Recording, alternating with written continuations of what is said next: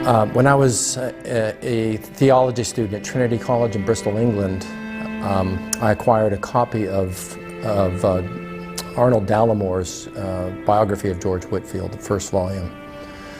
And I was so moved and motivated and challenged by the biography that I actually went down into the city center of Bristol thinking I was going to do some open air preaching.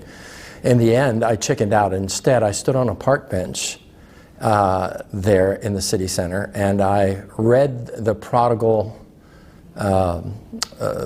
son from Luke 15 at the top of my lungs. And then I finished and sort of sheepishly looked around, closed my Bible, and walked away.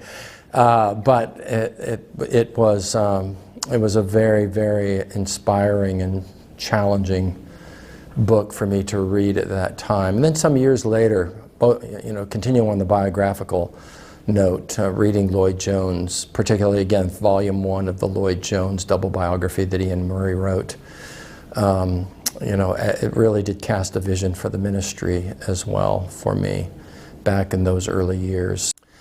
I think that people are intimidated by large volumes. The Dallamore biography of Whitefield, they're 2 volumes, they're large, thick volumes with small print. So that's also true of the Lloyd Jones biography.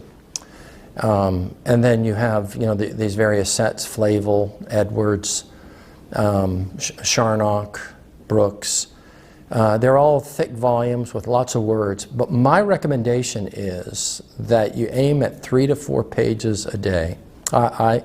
I'm sorry that I started seriously trying to work my way through the Puritans rather late, and I didn't have a strategy for it and was just intimidated by the size of the sets.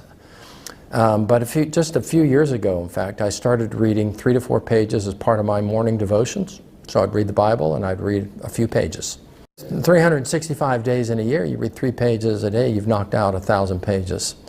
And so these big books like William Gurnall, Christian in Complete Armor, which is a spectacular book that page after page, he sustains the level of inspiration and challenge and illumination. It's almost unbelievable. But you look at a book of that size, you just think, well, I'll never be able to do that. But if you do, 3 pages a day, you've read it at the end of a year. You keep that up for 30 years, 40 years, you read a lot of very soul-nourishing, soul-sustaining, soul-deepening work of the best of the spiritual giants, the spiritual writers of that era, which was, I think it was the era. I think the 17th century, there was something really unique going on in the English-speaking world. There's plenty of benefit from reading the Reformation era, the 16th century, of course, Calvin, Luther, and Knox. Of course, there's great value. And then the 18th century, 19th century, that there's a tremendous value in reading Hodge and Warfield and on into the 20th century, John Murray, Machen. But I still think there was something distinctive going on in the 17th century. It was the flowering of English Puritanism, and these are men writing on the themes of pastoral theology at a depth that I just don't think we've seen anything like it since.